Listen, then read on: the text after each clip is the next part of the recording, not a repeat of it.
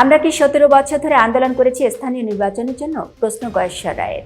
BNP 17 বছর ধরে একটি নির্বাচনের জন্য আন্দোলন করেছে উল্লেখ করে দলের স্থায়ী কমিটির সদস্য গয়েশ্বর চন্দ্র রায় বলেছেন, এই নির্বাচনের দাবি নতুন কিছু নয়।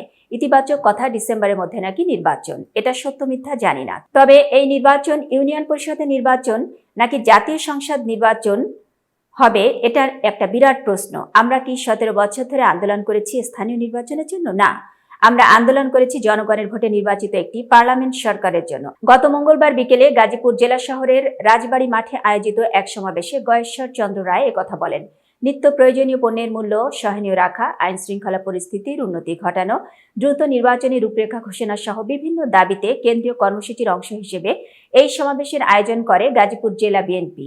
নির্বাচনের জন্য আন্দোলন করতে হবে কিনা তা নিয়ে সংশয় প্রকাশ করে সমাবেশে প্রধান অতিথির বক্তব্যে গয়েশ্বর চন্দ্র রায় বলেন, নির্বাচন আমাদের আদায় করতে হবে নাকি যারা আছেন তারা স্বেচ্ছায় সুন্দরভাবে একটি নির্বাচন অনুষ্ঠান করবেন, এই বিষয়টি জনগণ এখনো অনুমান করতে পারছে না। আমিও অনুমান করতে পারছি না। সংস্কারের জন্য কত সময় লাগবে অন্তর্বর্তী সরকারকে তা জানানোর আহ্বান জানিয়ে গয়েশ্বর চন্দ্র রায় বলেন, আমরা নির্বাচনের কথা শুনি না, আমরা সকাল বিকেল সংস্কারের কথা শুনি। সারা দিন সংস্কারের জারিগান কেন? এই জারিগান শোনার দরকার নাই।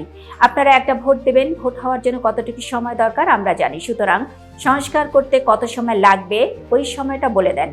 আমার মনে হয় আপনাদের অনন্তকাল লাগবে, তার মানে সারা জীবনের জন্য দরকার এই অন্তর্বর্তীকালীন সরকার। কিন্তু জনগণ বলে এই মুহূর্তে দরকার নির্বাচনী সরকার। সরকারের কাছে অনুরোধ করে বলবো, আপনারা জনগণের আশা আকাঙ্ক্ষার বাইরে পথ চললে হোঁচট খেতে পারেন, ধাক্কা দিলেও খেতে পারেন, না দিলেও খেতে পারেন।